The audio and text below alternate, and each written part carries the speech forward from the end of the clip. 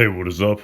So for this video, I was actually thinking about all the various plot holes from the plot of Breaking Bad that affect the story of Better Call Saul, and whether or not the creators actually need to address every single one of these before the conclusion of the series. And just to give you an example, I was going back to season 3 of Breaking Bad and the episode entitled Abiquiu, where we see a close-up shot of Saul Goodman's diploma from the University of American Samoa, where it says he earned a master's degree in 1984 under the name Saul Goodman. Now, I actually made an entire video on this subject matter in the past, which I'll link in the description, that you can go back and watch if you want more specific details surrounding this plot. But basically, in summary, based on everything we now know about the backstory of Saul Goodman from the plot of Better Call Saul, there is no way that Saul Goodman got a master's degree from this university in 1984.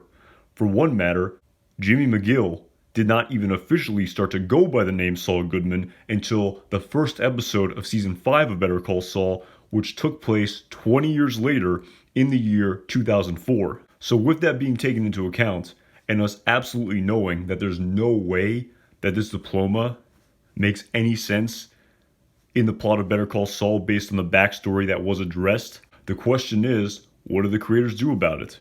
And after thinking about this in more detail, I honestly think the answer may just be nothing.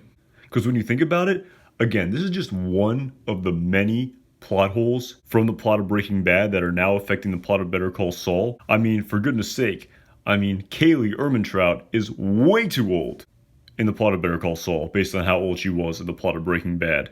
And not only that, the creators seem to pretty much ignore this fact and just sort of wrote an entire storyline surrounding Mike and his granddaughter that totally contradicted what we saw in the plot of Breaking Bad. So I definitely don't think that we're necessarily going to get every single plot hole addressed in the last 13 episodes of the series.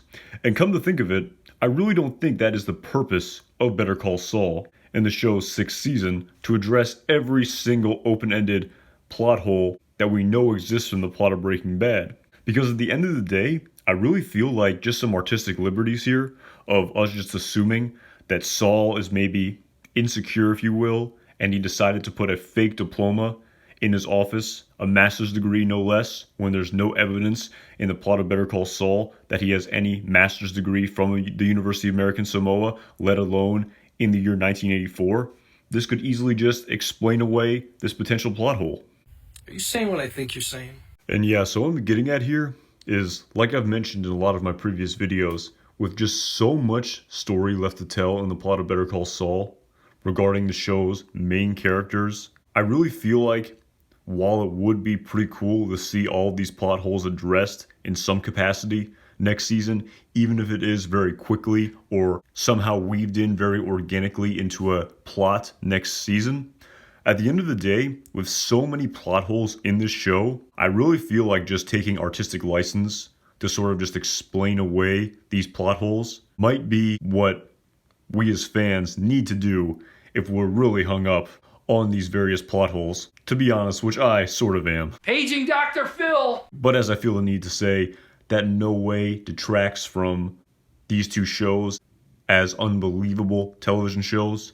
And of course, the reason why we have these plot holes is because when Breaking Bad was in its 3rd season, there was no way the creators could have anticipated that this diploma was going to impact the entirely new show Better Call Saul that likely had not even been conceived yet at that point in time. And yeah, like I said, if somehow they can find a way to organically address as many of these plot holes as possible next season within the storylines we're going to have to see on screen in the plot of Better Call Saul in season 6 next season, that's great. I'm all for it. But I'm also pretty much accepting of the fact that there are going to be plot holes in this show, and there's so many that there's no way to address every single one of them. And just really taking artistic license to explain them away, I think is the best case scenario for all of us as we head into the 6th and final season of Better Call Saul. Better Call Saul! Alright, that's all I got. As always, my name is Anton Jackson. Thank you so much for watching this video.